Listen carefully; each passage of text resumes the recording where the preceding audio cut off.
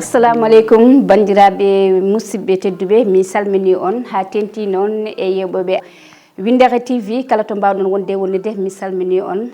caggal calminal noon ko yettude Allah e juude annabi sallallahu alayhi wa sallam e yettude jinnaɓe men kamɓe tigui goni sababu godal meɗen en calmini foof en juurima foof kadi en jetti Allah tigui dokku en kattande bawal ha mbawen jottade ɗo eɗen gandi émission men e kala saaha woni émission meɗen fodde ɗum noon hande ko hen jiɗɗen artude hande noon bandiraɓe gattaten koye nawliraɓe ɗiɗo sen mbi nawliraɓe ɗiɗo noon mbiɗa sikki tan moni foof ne foti andude fodde mum so tawi moni fof andi fodde mum tan galle o welat taw caɗele mbatta hande noon ko ɗum jiɗɗen yewtude saabu eɗen teskiti nawligu nden e joni en ɗeɓi sertude seeɗa nawligu nden kamɓe nandata comci kamɓe nandata paɗe kamɓe joddoto e leeso woto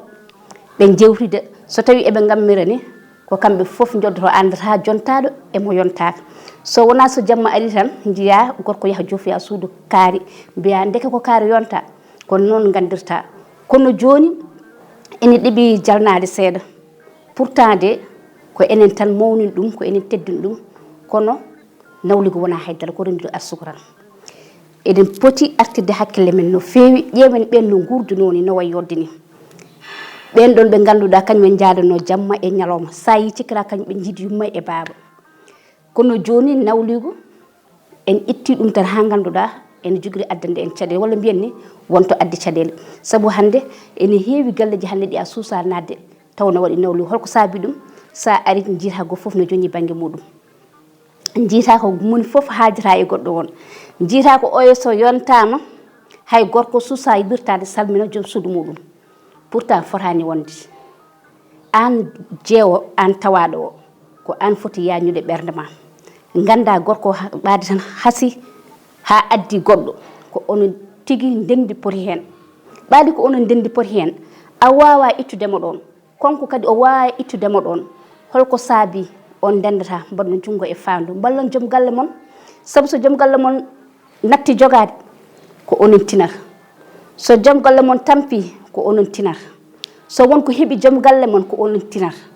ɗum noon onon poti wallotirde gandon aduna ko haydara saabu mun foof ne wawno wurde ha ummoɗo taw anda goɗɗo on kono ɓaadi Allah rendidini on kadi gorko mo ganduɗa ko gorko moɗon ɗum muñotiron tan aduna ala caɗele muñotiron no fewi gandon aduna ko haydara kono won hen ɓe ganduɗa ɓe ponmi wiide surtout jewɓe ɓe ponmi wiide ɓe so tawi dañi tan nawligo mbiyata ko ma bone waɗa hankkadi so tawi ene ɓattinanno gorko natti so tawi ene jawtanno gorko natti so tawi hankkadi hunde foof tan mbiyata ko gorko ko yaware pourtant wona yaware de Haalpulaar ne kewi wiide konngol ay bonɗo o seerete moƴƴo o noon kañum tigui woppete ɗon goɗɗo adde wawa wallude ɗum no gatten hakkille men ganden nawligo wona haydara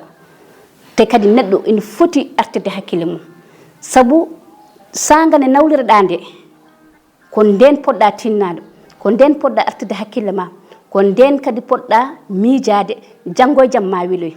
so tawi wonko mbaɗɗa tan ko ganduɗa ko erreur tokos a dañi probléme par ce que kala to nawligo haalta nawligo bongo nawligo ma haltat hen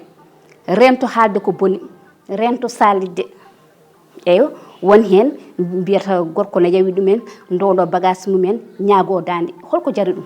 taw gorko ne toppitima an aɗa andi ka debbo ko debbo gaddaneɗa ɗum kay a forani dillindemo poɗɗa ko jooɗade so ari kuufa ɗum kañum no tusna ɗum hoorema saabu won hen so tawi gaddama tan jogot ko kuli huuli e nawlum yan e tawi ɓe no pamirta holko saabi par ce que a jaɓɓaki ɗum ene daara yeeso ma ene anda oɗo a wawa suusu ɗum par ce que hollanima bismakima walla hollanima no dawruta e muɗum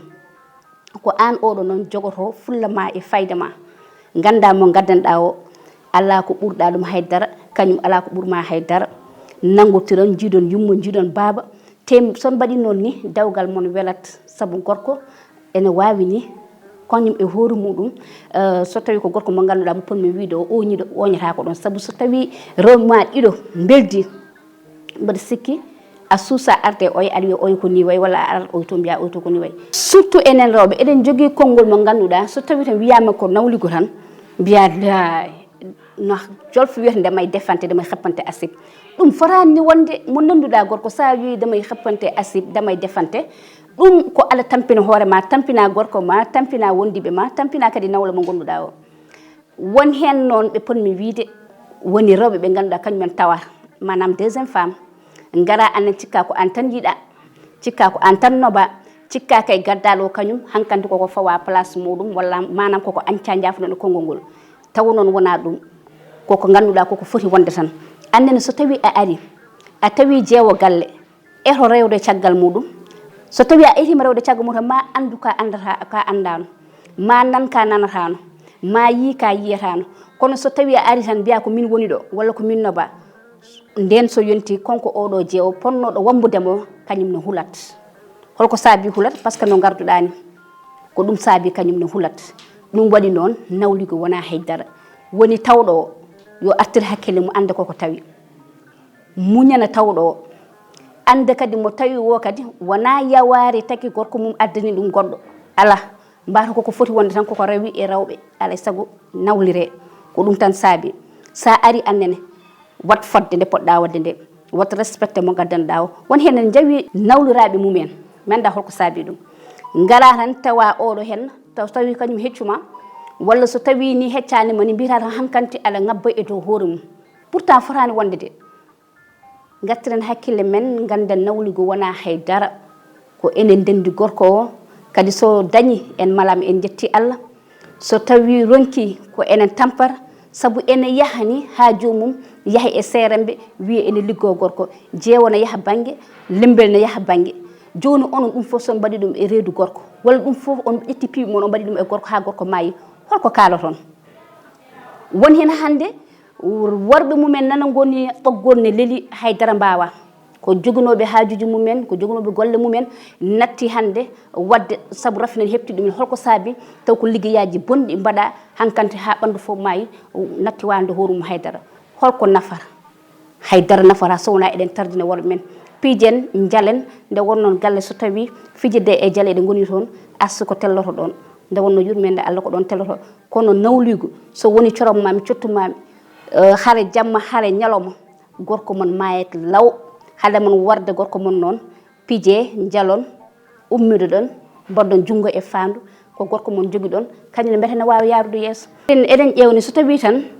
galle mo ganduɗa dañi jaam woni onon nawliraɓe oɗon beldi moni kala ene yiiɗi goɗɗo won jaam hayso ɓesgu ngu ari ko ɗon rewata kono so tawi onon e koye mon on dañani jaam ko haare jamma e ñalawma ɗum sabato so ɓesgu ari woni ɓingu babago bongu yimɓe nanata e kala saaha haareji bonɗi walla ene beddutira ko gandanɗa hoorema fotani wonde ɗum addata ɗum ko nawligo wasa welde kono so tawi nawligo weeli tan ɓesgu ngu kañumne gonat ko gotum kadi yimɓe mbawa softude gara tawa on eywa ko noon tigui an Rougui Sall a nani ka lembel annene aussi ene moƴƴi onon lembelaɓeɓe ndewon ko mbimi ko mbiyete galleji ine mbawi welde ɗum noon Allah jarama on jarama ko musiba wonno debbo mo hawre fonde Thilbou min jaawi ha saaha goɗɗo e yewtere wonde Allah jarama on jarama